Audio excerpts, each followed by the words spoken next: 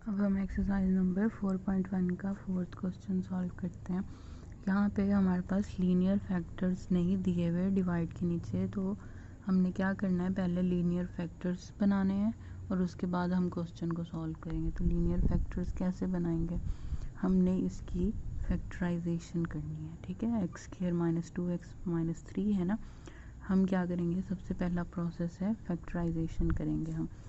और फैक्टराइजेशन में हमने क्या करना होता है, फर्स्ट वैल्यू को थर्ड वैल्यू से मल्टीप्लाई करना होता है। एक्स स्क्वायर है ना और माइनस 3 है, फर्स्ट और थर्ड को हम आपस में मल्टीप्लाई करेंगे। एक्स स्क्वायर और माइनस 3 को मल्टीप्लाई करेंगे, माइनस 3x स्क्वायर आ जाएगा हमारे पास। ठीक है, और दरमियान वाली वैल्यू क्या है हमारे पास, 2x। तो 2x लिखेंगे, समझाने के लिए करें, अगर आपको आता है तो ये वाला पार्ट आप स्किप कर दें। 2x। ठीक है, अब हमें दो नंबर्स ऐसे चाहिए जिनको मल्टीप्लाई करें तो माइनस 3x स्क्वायर आए और प्लस या माइनस करने से 2x आए। तो मल्टीप्लाई करेंगे हम 3 को 1 से, माइनस 1x से, तो हमारे पास माइनस 3x स्क्वायर आ जाएगा। और 3 में से जब हम उन्हीं नंबर्स को लेना है और माइनस करेंगे तो 2x आ जाएगा, यानी कि दोनों कंडीशंस हमारी ट्रू हो गई। तो हमने क्या करना है, 3x और माइनस 1 लिखना है किसकी जगह पे, 2x की जगह पे। ठीक है, अब हम 2x नहीं लिखेंगे, हम उसकी जगह पे दो नंबर्स लिखेंगे जो हमने खुद से फाइंड आउट किए हैं। अच्छा, अब हमने क्या करना है, अब इसमें से कॉमन ले लेते हैं। अब ये पेयर बन गया ना, x को कॉमन लिया, x प्लस 3 आ गया और माइनस 1 कॉमन लिया और यहाँ पे हमारे पास x और माइनस माइनस आपस में प्लस हो जाएगा और 3 आ जाएगा। अब क्या करेंगे, अब इनको कंबाइन करके लिखते हैं, x माइनस 1, एक्स को और माइनस 1 को, तो x माइनस 1, और ये दोनों जो सेम है ना उनको एक दफ़ा लिखना होता है, x प्लस 3। अब ये हमारे पास लीनियर फैक्टर्स बन गए। ठीक है, जैसे हम प्रीवियस क्वेश्चन सॉल्व कर रहे हैं उसमें तो गिवन थे ना लीनियर फैक्टर्स, इसमें हमने खुद से फाइंड आउट किए। अब हमने क्या करना है, जैसे हम क्वेश्चन सॉल्व करते हैं सेम वही पैटर्न से क्वेश्चन को सॉल्व करते हैं। तो सबसे पहले हमने कॉन्स्टेंट्स लेने हैं। यहाँ पे हम लिखते हैं x minus 5 divided by x minus 1 और x प्लस 3। ठीक है, अब ये किसके इक्वल होगा, हमने दो कांस्टेंट लिए a और b, एक फैक्टर को a से डिवाइड कर दिया और b को दूसरे फैक्टर के साथ डिवाइड कर देंगे x प्लस 3 के साथ। अच्छा, अब क्या करना होता है, अब हमने मल्टीप्लिकेशन करनी होती है बोथ साइड पे। किससे मल्टीप्लाई करेंगे हम, x माइनस 1 और x प्लस 3 के साथ। ठीक है, ये आप डायरेक्टली भी कर सकते हैं।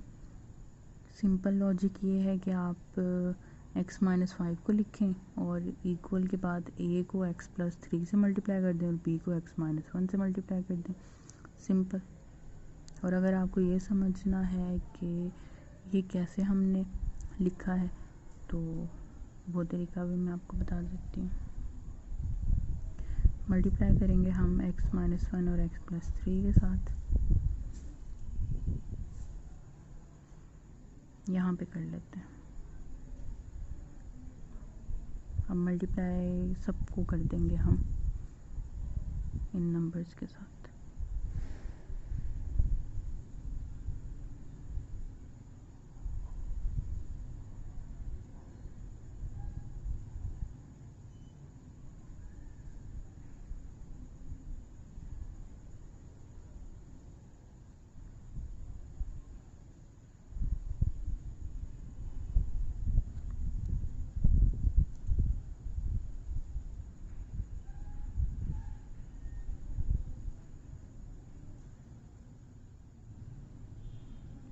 अभी लेंथी प्रोसेस है ना, अगर आपको एक बार समझ आ गई है तो बस आप शॉर्ट फॉर्म में लिख सकते हैं। आपको ज़रूरी नहीं है कि आपने इन सबको मल्टीप्लाई करके हर क्वेश्चन में लिखना है। बस आप ये लिख सकते हैं कि multiplying by both sides by x minus 1 और x प्लस 3, और फिर डायरेक्टली आप ये लाइन लिख दें, x minus 5 is equal to a को हमने मल्टीप्लाई करना है किससे, x प्लस 3 से, और b को मल्टीप्लाई करेंगे हम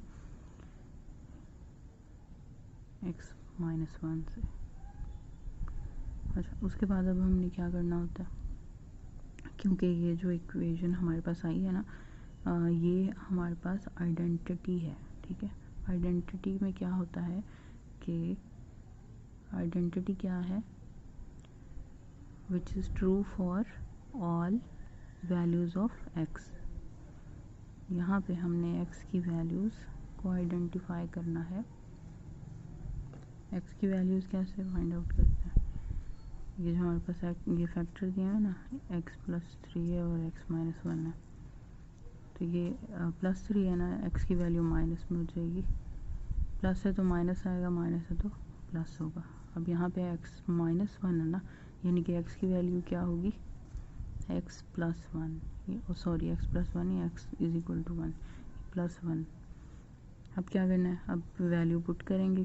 किस तरह वैल्यू पुट करनी है, जो इक्वेशन है ना, इसमें एक बार हमने a को स्किप कर दिया इधर, ठीक है, ऑपोजिट है, और यहाँ पे b वाला फैक्टर लिया था, तो हमने a को लिखा है और b को नहीं लिखना। हम वैल्यूज़ पुट कर लेते हैं, ये तो सिंपल, -3 पुट करेंगे। अच्छा, अब ये माइनस माइनस प्लस हो जाएगा, ये भी माइनस माइनस प्लस हो जाएगा, साइन जो है वो माइनस का आएगा, डिवाइड हो गया, और ये आपस में क्रॉस हो जाएंगे, 2 आ जाएगा माइनस पे, तो माइनस से क्रॉस हो गया ना, +2 आ गया। इसी तरह यहाँ पे वैल्यूज़ पुट की और माइनस करेंगे, -4 आ जाएगा, और 4 ठीक हो गया, 4 डिवाइड होगा 4 से, और अब ये 1 आएगा, लेकिन माइनस का 1 आएगा, -1 = a। अब a और हमारे पास कॉन्स्टेंट्स की वैल्यूज़ आ गई, a और b की।